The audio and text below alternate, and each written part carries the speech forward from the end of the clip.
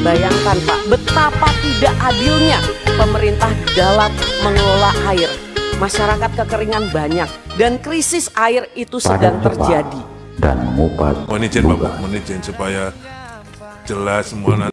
Untuk 55 orang turis itu setara dengan 100 keluarga di desa untuk 3 tahun. Bayangkan Pak, betapa tidak adilnya pemerintah di dalam mengelola air.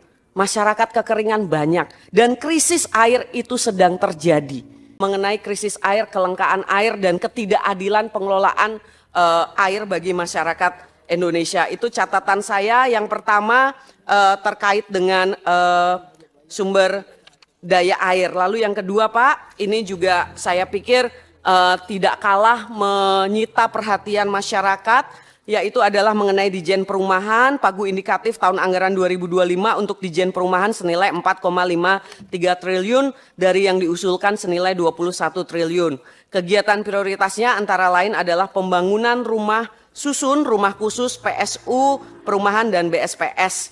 Nah Pak Menteri, kita tahu bahwa saat ini terkait dengan perumahan ini masyarakat kita sedang lagi viral-viralnya nih, lagi banyak banget dibahas. Pertanyaan saya Pak adalah apakah ada data tentang kebutuhan rumah bagi pekerja di Indonesia? Misalnya bagi ASN, bagi pekerja swasta, lalu berapa yang selama ini bisa dipenuhi ya? Karena sebagaimana kita ketahui bahwa kementerian lembaga yang memimpin untuk sektor perumahan ini adalah Kementerian PUPR. Apalagi Pak Menteri juga merupakan Ketua Komite Tapera. Yang ini terkait juga dengan Tapera yang kami di Komisi 5 ini paling banyak ditanya oleh masyarakat dan wartawan. Jadi bagaimana Pak data tentang kebutuhan perumahan bagi pekerja di Indonesia? Karena selama ini saya belum menemukan hitungan data yang detail mengenai proyeksi kontribusi Tapera bagi kebutuhan perumahan para pekerja baik ASN maupun pekerja swasta. Pertanyaan saya Pak yang juga ditanyakan oleh masyarakat hanya ada 2 saja Pak. Yang pertama adalah hitungan gap atau kebutuhan yang bisa dipenuhi oleh Tapera itu seperti apa. Saya mohon ada perhitungan detail dari Dirjen Perumahan, misalnya ya untuk ASN bagaimana, untuk pekerja swasta juga bagaimana. Dan yang kedua Pak, ada nggak sih Pak, ini saya lihat wawancara Pak Basuki di mana-mana kalau ditanya Tapera, ini jawabannya tuh kok tidak firm gitu. Ya Pak, ini Tapera gimana nih Pak? Kalau pekerja swasta yang udah menyicil KPR-nya selama ini atau yang udah punya warisan selama ini, udah punya rumah, nggak butuh lagi perumahan, apakah masih diwajibkan? Nah ya kan, terus kadangkala ada beberapa dari pemerintah yang mengatakan ya itu kalau yang mampu nanti untuk subsidi yang tidak mampu. Mohon maaf Pak, subsidi itu kewajibannya negara, bukan sesama warga negara memberi subsidi. Kalau sesama warga negara namanya gotong royong gitu. Dan alangkah malunya negara yang tidak mampu hadir untuk menjawab dari tantangan yang masyarakat hadapi. Jadi Pak, mohon penjelasan tentang Tapera karena saya yakin di sini banyak wartawan, masyarakat juga menanti soal itu. Tapera. Kami ditemenin oleh bapak-bapak dari BP Tapera, Badan Pelaksana Tapera, Pak Heru sebagai komisioner dan beberapa deputinya. Untuk itu nanti beliau akan jelaskan tentang Tapera, tapi apa yang disampaikan oleh Bu Iren tadi, backlog kita untuk kepemilikan 9,9 juta, backlog untuk rumah tidak layak huni 2,6 juta, sedang pertumbuhan rumah tangga baru 800.000 per tahun. Ini berdasarkan survei Sustenas kalau nggak keliru. Jumlah ASN sendiri sekitar 4,4 juta orang yang belum memiliki rumah 1,8 juta. Apa sekarang peran pemerintah selama ini? Pemerintah melakukan pembiayaan bukan dari APBN untuk yang khusus dan lain sebagainya, tapi ada pembiayaan untuk kepemilikan rumah melalui Ibu Bapak sekalian yang sudah setuju juga fasilitas likuiditas pembiayaan perumahan dari 2010 sampai 2024. Sampai dari 2010 sampai 2024 itu sudah lebih dari 105 triliun itu pun bisa nanti beliau akan menjelaskan juga lebih detail, membawa kredit lebih dari 300 triliun dalam pembangunan perumahan itu. Kemudian juga ada subsidi selisih bunga yang diselarkan melalui tahun 2015 sampai 2020 dan bantuan pembiayaan perumahan berbasis tabungan itu PP2BT itu yang kecil dari 2007. Ketua, barangkali begini Pak Ketua kalau boleh interupsi. Silakan. Kalau boleh Pak Menteri, nggak usah nanti kita rapat khusus saja kita bahas soal ini.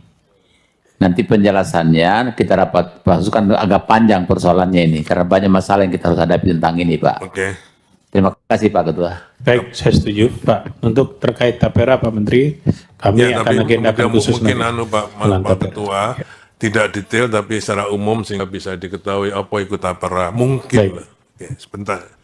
Itu saya kira kalau dari kami itu untuk yang peran pemerintah dalam pembiayaan. Jadi tapera ini sebenarnya salah satu bidang inovasi pembiayaan tapera.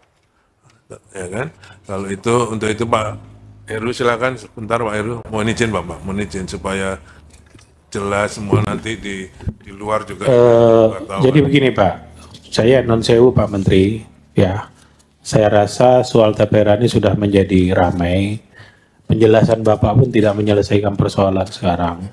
Kami akan agendakan khusus Pak untuk tapera ini kita rapat khusus terkait tapera supaya nanti tuntas Pak, karena memang kami banyak sekali mendapat pertanyaan dan seterusnya. Maka bahasa saya di media saya bilang, saya minta kalau bisa pemerintah tunda dulu, karena ada keberatan dari karyawan dan keberatan dari pengusaha. Titik ini yang paling rumit Pak, kami jawab di sini.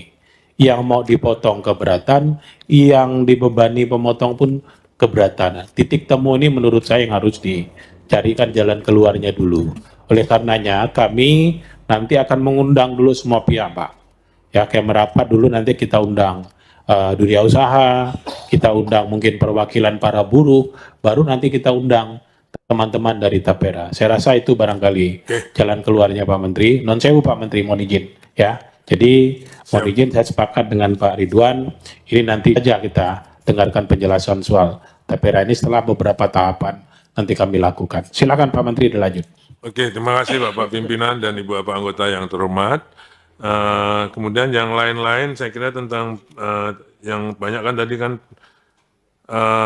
IKN, kemudian untuk penyediaan air bersih dari Bu Iren. Terima kasih Bu mengangkat isu ini dari World Water Forum. Memang kami kemarin mengundang seluruh PDAM, juga ratusan kepala daerah, kabupaten, kota, kemudian PDAM, dan kami belajar dari Aqua de Portugal, itu BUMN-nya Portugal, untuk istilahnya mereka itu institutional reform. Mereka kondisi kita sekarang ini sama dengan kondisi Portugal 30 tahun yang lalu tentang servis dari air minum. Mereka kurang dari 50% servis air minum di Portugal pada 30 tahun yang lalu dan 15% sanitasi. Tapi dengan reformnya institusional, tapi bukan memprivatisasi, tidak memprivatisasi. Makanya cocok dengan, menurut saya, cocok dengan Indonesia. Sehingga itu semua voluntary dilakukan oleh PDAM dengan satu institusi nasional untuk melakukan peningkatan servis terhadap air minum. Kemudian mereka ternyata disepakati untuk membuat pilot programnya di Bali. Jadi nanti kita lihat hasilnya di Bali. Kalau itu bagus, nanti pasti akan kita pakai di Indonesia. I pace